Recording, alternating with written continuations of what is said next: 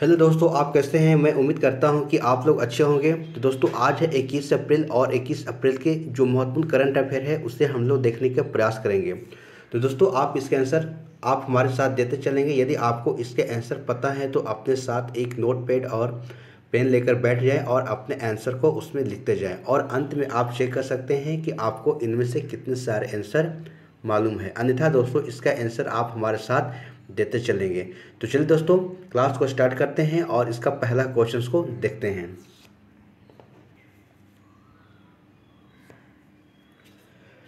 दोस्तों यहाँ पर पहला क्वेश्चन को देख सकते हैं कि पहला क्वेश्चन है कि किस संस्थान ने मानव शरीर को नुकसान पहुंचाने वाले कीटाणुओं से लड़ने के लिए होस्ट प्रोटीन की खोज की है।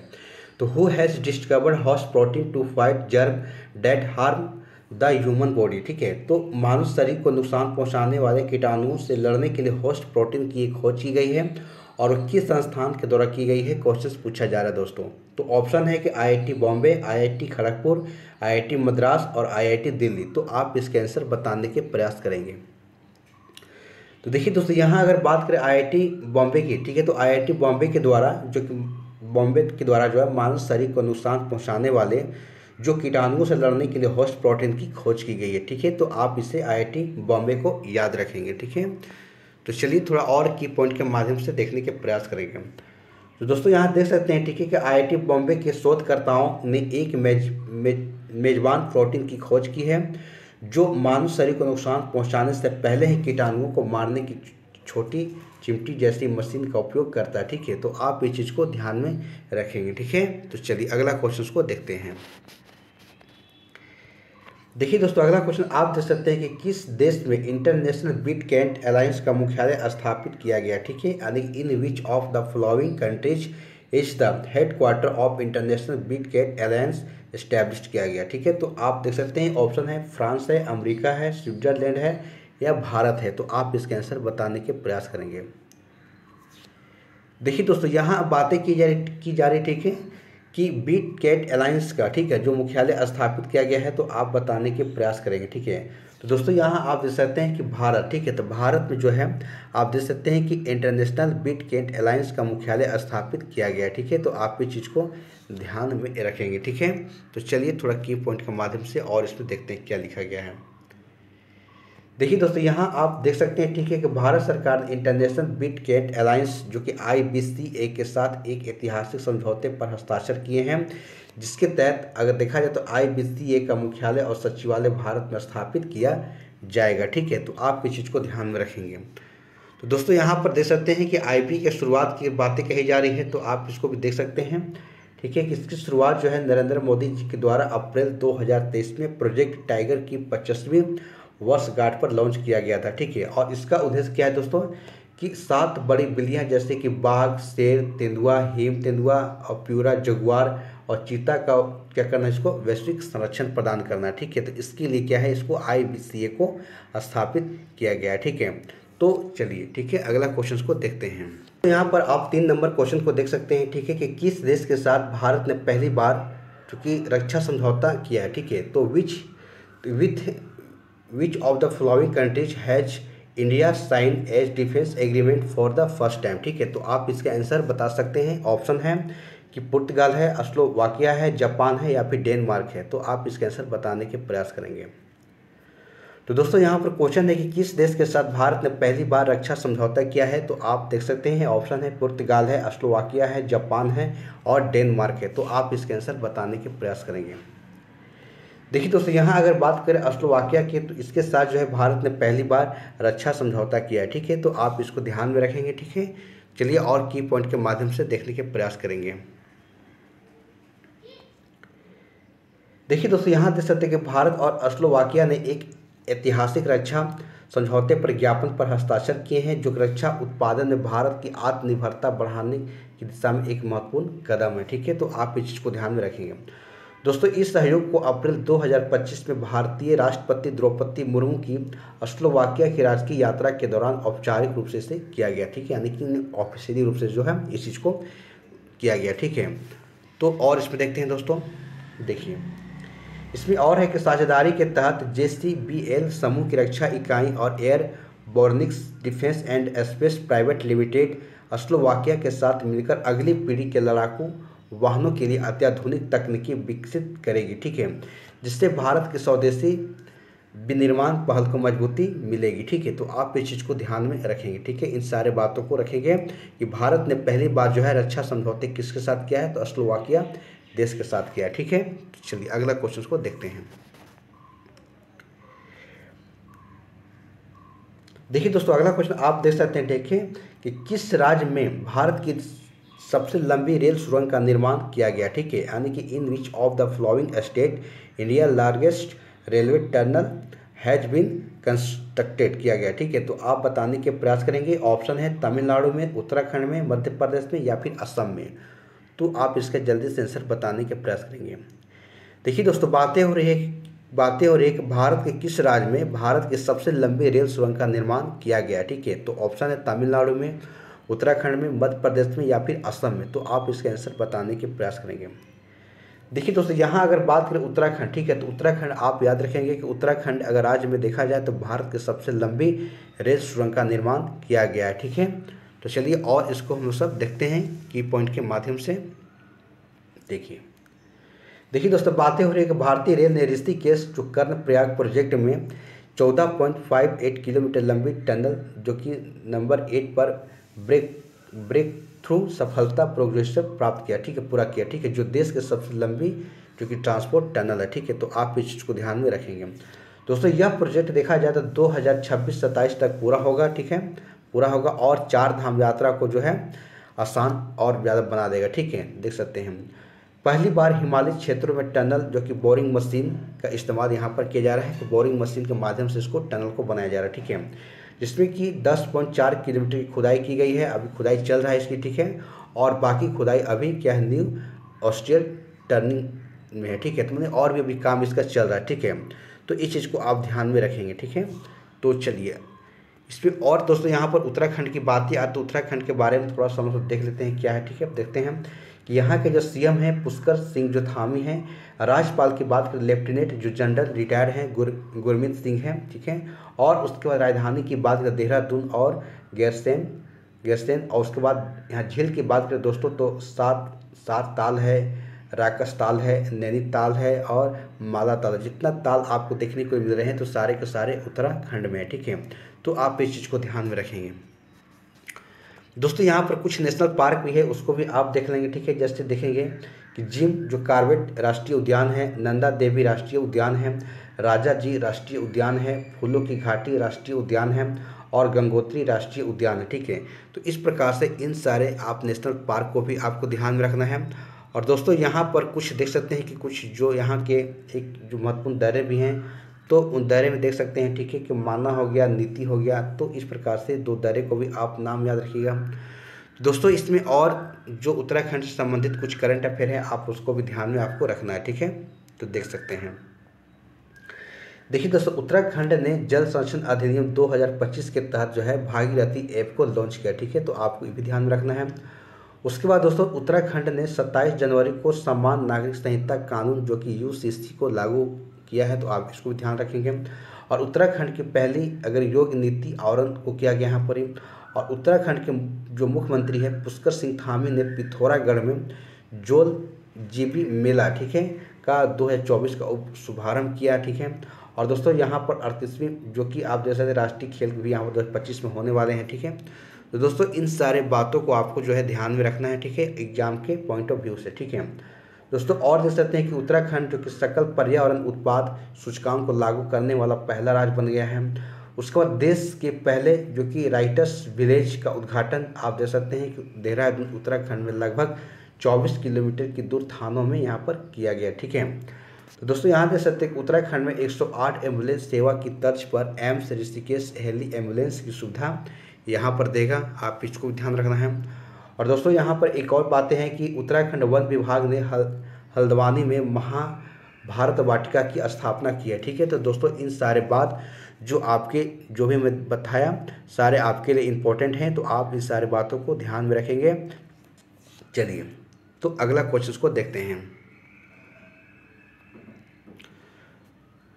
दोस्तों, यहाँ पर अगला क्वेश्चन को आप देख सकते हैं कि हाल ही में किसे जो कि फ्रेंच लग्जरी ब्रांड जो कि चैनल द्वारा अपना पहला भारतीय ब्रांड एम्बेसडर नियुक्त किया गया। ठीक है, तो who among the following the has been appointed as the first Indian brand ambassador French luxury and brand Chanel. ठीक है, तो आप ये बताने के प्रयास करेंगे। ठीक है, किससे बनाया गया। ठीक है, तो ऑप्शन है आलिया भट्ट है, करीना कपूर है, आन्या पांडे है या फिर विद्या बालन है। तो आप इसके आंसर बताने के प्रयास करेंगे कि हाल ही में किसे फ्रेंच लग्जरी ब्रांड चैनल द्वारा अपना पहला भारतीय ब्रांड एम्बेसडर को नियुक्त किया है। ठीक है, तो आप इसके आंसर बताने के प्रयास करेंगे। देखिए दोस्तों, यहाँ अगर बात करें तो आन्या पांडे को जो है, जो आप कह सकते हैं कि फ्रेंच लग्जरी ब्रांड चैनल का के द्वारा जो है इन्हें भारतीय ब्रांड एम्बेसडर नियुक्त किया गया। ठीक है, तो आप इनका नाम को याद रखेंगे। ठीक है, तो चलिए और कुछ इंपॉर्टेंट जो ब्रांड एम्बेसडर देखते हैं। ठीक है, जो आपके एग्जाम्स के लिए काफ़ी इंपॉर्टेंट है। तो देखिए दोस्तों, कुछ यहाँ पर इंपॉर्टेंट ब्रांड एम्बेसडर है, तो आप यहाँ पर देखने के प्रयास करेंगे। देखिए, फेडरल बैंक की पहली अगर ब्रांड एम्बेसडर की बात करें हम, तो विद्या बालन को बनाया गया है। स्केचर्स का ब्रांड एम्बेसडर देख सकते हैं जसप्रीत बुमराह को बनाया गया है। और MRF के जो ब्रांड एम्बेसडर है शुभमन गिल को बनाया गया है। उसके बाद फिक्की फ्रेम्स का पहला ब्रांड एम्बेसडर आयुष्मान खुराना को बनाया गया है। उसको खो खो विश्व कप 2025 के लिए टाइगर श्रॉफ और सलमान खान को यहाँ पर बनाया गया। ठीक है, तो दोस्तों और भी इसमें है, आप देख सकते हैं। ठीक है, देख सकते हैं कि सानिया मिर्जा, मेरी कॉम और रणवीर सिंह को देख सकते हैं कि प्ले स्पोर्ट के ब्रांड एम्बेसडर बनाए गए हैं। और शिखर धवन को भारत में मोटो GP का ब्रांड एम्बेसडर बनाए गए हैं। और शाहरुख खान को देख सकते हैं कि मुथुट, जो कि पप्पा चंद ग्रुप के नए आप देख सकते हैं कि ब्रांड एम्बेसडर बनाए गए हैं। और ऋषभ पंत को देखें तो गो आई बीबो के जो ब्रांड एम्बेसडर बनाए गए हैं। और विक्की कौशल की बात करें तो टाटा मोटर्स के लिए इनको ब्रांड एम्बेसडर बनाए गए हैं। तो दोस्तों, ये सारे जो कुछ महत्वपूर्ण जो ब्रांड एम्बेसडर जो हाल में बनाए गए हैं उन सारे का आप एक लिस्ट है, तो आप इन सारे को आप याद कर लेंगे, तो आपके लिए काफ़ी ज़्यादा एग्जाम्स के लिए इम्पोर्टेंट होंगे। ठीक है, हेल्पफुल होंगे। चलिए, तो दोस्तों यहाँ अगला क्वेश्चन दे सकते हैं कि GTEX 2025 का नामक अफ्रीका का सबसे बड़ा टेक और स्टार्टअप शो किस देश में है। ठीक है, आप देख सकते हैं कि अफ्रीकी biggest tech and startup show called GTEC 2025 was held in which of the following country. तो वही बातें कही जा दोस्तों कि GTEC 2025 नामक अफ्रीका का सबसे बड़ा टेक और स्टार्टअप शो किस देश में है। ठीक है, तो ऑप्शन है कि मॉरिशस है, तंजानिया है, मोरक्को है या फिर बोत्सवाना है। तो आप इसके आंसर बताने के प्रयास करेंगे। तो देखिए दोस्तों, GTEC की बातें हो रही। ठीक है, तो इसका आप नाम रखेंगे किसको, तो मोरक्को। ठीक है, यहाँ पर मोरक्को देश का नाम रखेंगे। ठीक है, तो चलिए इसको और हम लोग सब की पॉइंट के माध्यम से देखते हैं। देखिए दोस्तों, यहाँ आप देख सकते हैं। ठीक है, यहाँ बातें हो रही। ठीक है, कि मोरक्को की बात करें तो मार्केस मोरक्को जो अफ्रीका के सबसे बड़े टेक्नोलॉजी और स्टार्टअप कार्यक्रम में भारत ने प्रभावशाली यानी कि GTEC अफ्रीकी 2025 भागीदारी को दर्ज किया। ठीक है, तो आप चीज़ को ध्यान में रख सकते हैं।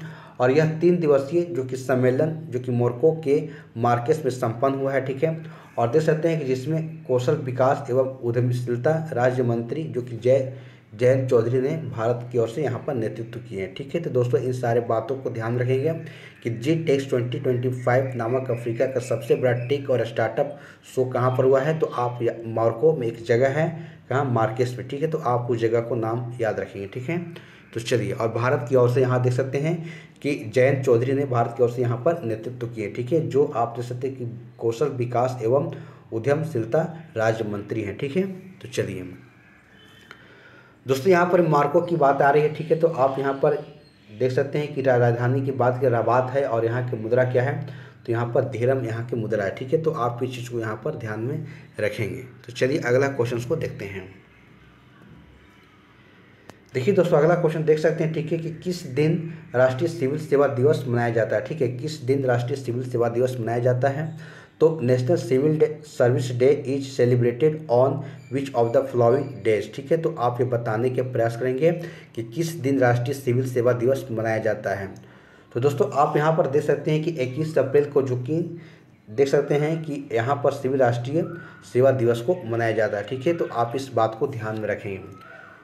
दोस्तों चलिए की पॉइंट के माध्यम से और थोड़ा देखने का प्रयास करते हैं इसमें।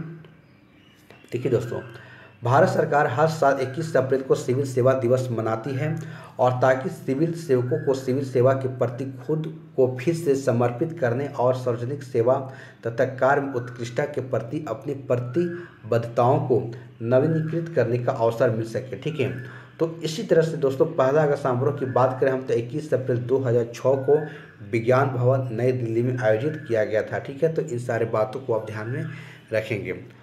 दोस्तों यहाँ पर और देख सकते हैं, ठीक है, कि पहले अगर गृह मंत्री सरदार वल्लभ भाई पटेल थे जिन्होंने 1947 में अधिकारियों के पहले बैच को संबोधित किया था। ठीक है, तो आप इनके नाम को भी याद रखेंगे। और दोस्तों कुछ अगर इम्पोर्टेंट जो कि आप दिवस है अप्रैल मंथ का, तो उसे आप याद रखेंगे। दोस्तों देख सकते हैं कि 2 अप्रैल को देख सकते हैं कि विश्व ऑटिज्म जागरूकता दिवस मनाया जाता है। 5 अप्रैल को राष्ट्रीय नौवहन दिवस मनाया जाता है। 5 अप्रैल को एक और है समता दिवस मनाया जाता है। और 7 अप्रैल को विश्व स्वास्थ्य दिवस मनाया जाता है। और 10 अप्रैल को विश्व होम्योपैथी दिवस मनाया जाता है। और 11 अप्रैल को राष्ट्रीय सुरक्षा मातृत्व दिवस मनाया जाता है। ठीक है, तो इन सारे दिवस को आपको याद रखना है। दोस्तों कुछ और हैं उसको भी आप देख लें यहाँ पर कि देखिए 14 अप्रैल की बात करें हम तो देख सकते हैं कि डॉक्टर BR अम्बेडकर की जयंती और विश्व चग्गास रोग दिवस मनाया जाता है। और 15 अप्रैल को विश्व कला दिवस मनाया जाता है।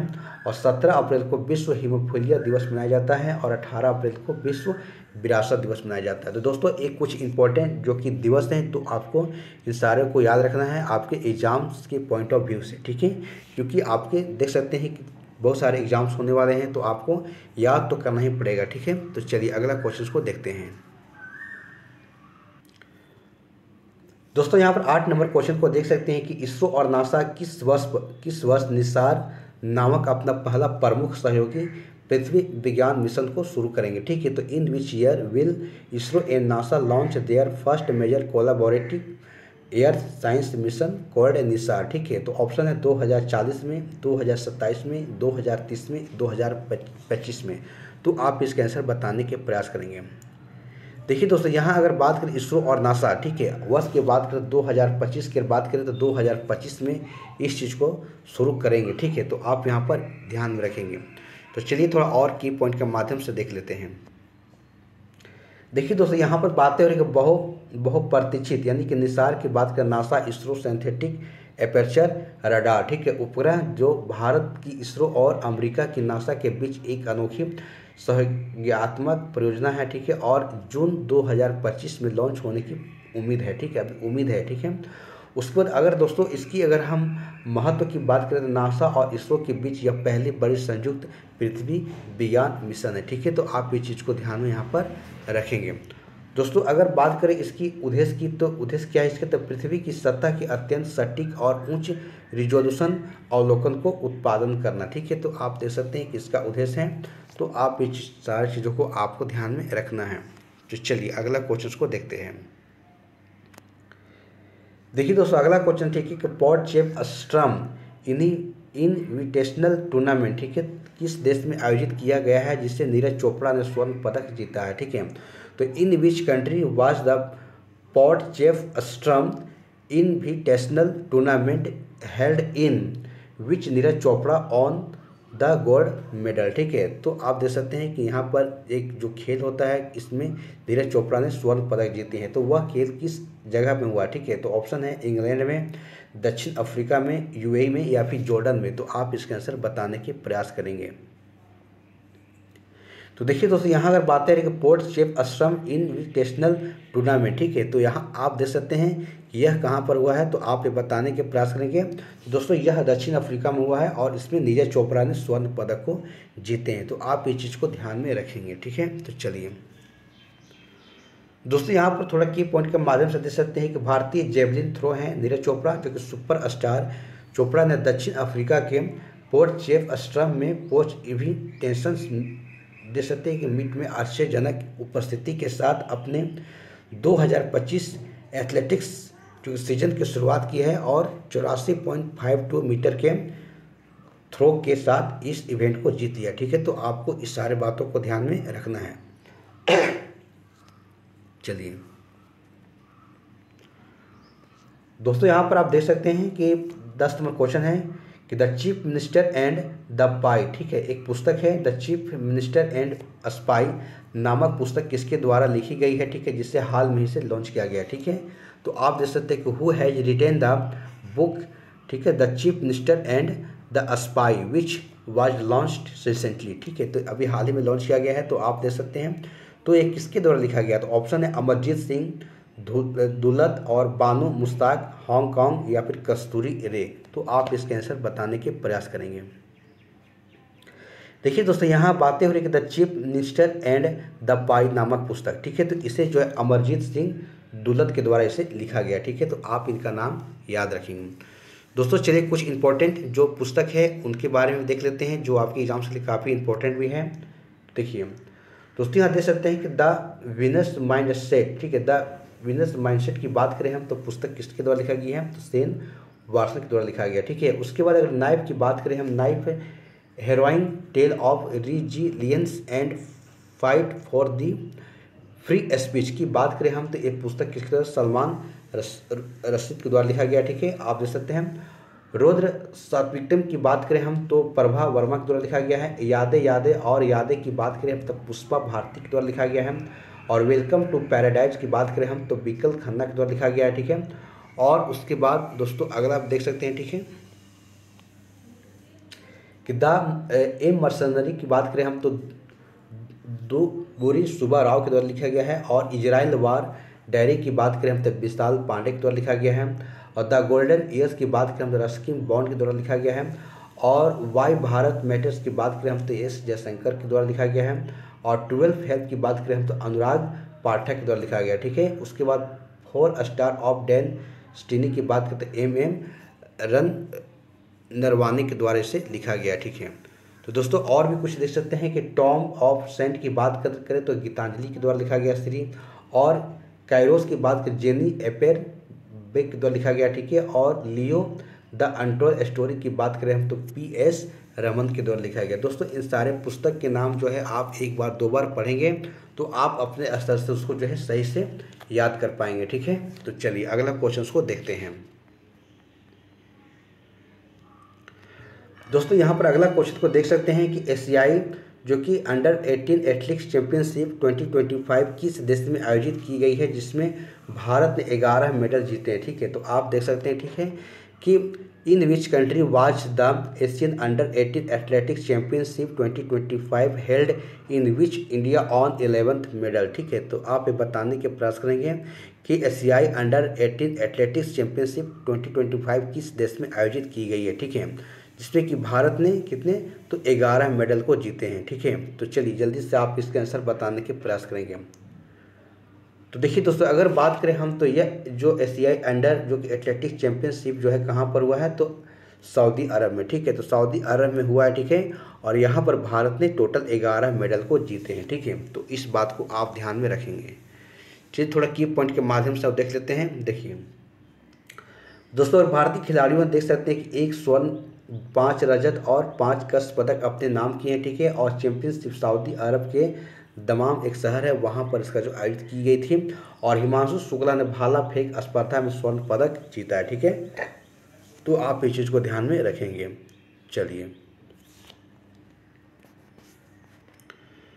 दोस्तों यहाँ पर अगला क्वेश्चन देख सकते हैं, ठीक है, कि निम्न में से किसे भारतीय कृषि अनुसंधान परिषद ICAR का महानिदेशक नियुक्त किया गया, ठीक है। Who among the following has been appointed as the director general of the Indian Council of Agriculture Research, ठीक है। तो ICAR का अभी जो है महानिदेशक किससे नियुक्त किया गया है तो ऑप्शन है ज्ञानेश कुमार, सतीश कुमार, डॉक्टर मंगीलाल जाट या फिर BVR सुब्रमण्यम। तो आप इसके आंसर बताने के प्रयास करेंगे। तो दोस्तों आप यहाँ पर देख सकते हैं कि डॉक्टर मंगीलाल जाट को जो है यहाँ पर जो कि भारतीय कृषि अनुसंधान परिषद के महानिदेशक नियुक्ति किया गया, ठीक है। तो आप इनका नाम को याद रखेंगे। तो चलिए और थोड़ा की पॉइंट के माध्यम से देखते हैं। देखिए दोस्तों यहाँ पर आप देख सकते हैं, ठीक है, कि भारतीय कृषि अनुसंधान परिषद जो कि ICAR के नए महानिदेशक रूप में डॉक्टर मांगीलाल जाट को नियुक्ति किया गया, ठीक है। तो दोस्तों कुछ और इम्पॉर्टेंट नियुक्तियां हैं जो हाल ही में किए गए हैं, तो उसको भी आपको ध्यान में रखना है एग्जाम्स के पॉइंट ऑफ व्यू से। तो देखते हैं CISF जो महानिदेशक है राजविंदर सिंह भट्टी को बनाया गया है, और इंडियन आर्मी के उपेंद्र द्विवेदी को, इंडियन नेवी के लिए नेवी के दिनेश कुमार त्रिपाठी को, और इंडियन एयरफोर्स के अमरजीत सिंह को, ठीक है, अमरप्रीत सिंह को। उसी प्रकार दोस्तों देख सकते हैं कि महिला राष्ट्रीय महिला आयोग की बात करें तो विद्या किशोर रहाटकर को बनाया गया, ठीक है, और रेलवे बोर्ड के नए अध्यक्ष है सतीश कुमार को, ठीक है। दोस्तों ये लेटेस्ट में बनाए गए हैं, इन सारे को आपको ध्यान में रखना है जो आपके एग्जाम्स के लिए इंपॉर्टेंट होंगे। दोस्तों अगला है देख सकते हैं कि SBI के चेयरमैन की बात करें CS सेठी हैं, और 51 CGI जो अभी जो बनाए गए थे तो वो कौन थे, न्यायमूर्ति संजीव खन्ना है, अभी तो 52वें के लिए भी रिकमेंड हो गया है, ठीक है। तो लोकपाल की बात करें दोस्तों तो AM खान बिलकर हैं, और फिक्की की बात करें महानिदेशक के तो हर्षवर्धन अग्रवाल है, ठीक है। उसी प्रकार दोस्तों देख सकते हैं कि ब्रह्मोस जो कि एयर स्पेस की बात करें तो डॉक्टर जयतीर्थ राघवेंद्र जोशी हैं, और उसके बाद दोस्तों CRPF के महानिदेशक की बात करें तो ज्ञानेंद्र प्रताप सिंह है, ठीक है। तो इस प्रकार से दोस्तों इन सारे आपके लिए इंपॉर्टेंट हैं। तो और इसमें देख सकते हैं कि इसरो के अगर प्रमुख की बात करें तो B नारायण जी हैं, और भारत चार्टर्ड अकाउंटेंट के 73वें अध्यक्ष की बात करें तो चरण जोत सिंह नंदा है। उसके बाद SBI कार्ड के MD और CEO कौन है तो सलीला पांडे हैं। उसके बाद नए वित्त सचिव की बात करें अजय सेठ हैं, और उसके बाद राजीव गोवा को नीति आयोग का पूर्वकालिक सदस्य नियुक्त किया गया, ठीक है। उसी प्रकार से प्रधानमंत्री नरेंद्र मोदी के निजी सचिव कौन है निधि तिवारी को बनाया गया है, और अग्निशमन एवं बचाव सेवाओं के DGP कौन है सीमा अग्रवाल है, ठीक है। तो दोस्तों इन सारे को मैंने आपको बता दिया, ठीक है, जो आपकी एग्जाम्स के लिए काफ़ी इंपॉर्टेंट है, जो हाल में ही इन सारे लोगों को बनाया गया, ठीक है। तो दोस्तों इस प्रकार से हमारा 12th जो कि करंट अफेयर यहाँ पर समाप्त हो जाते हैं।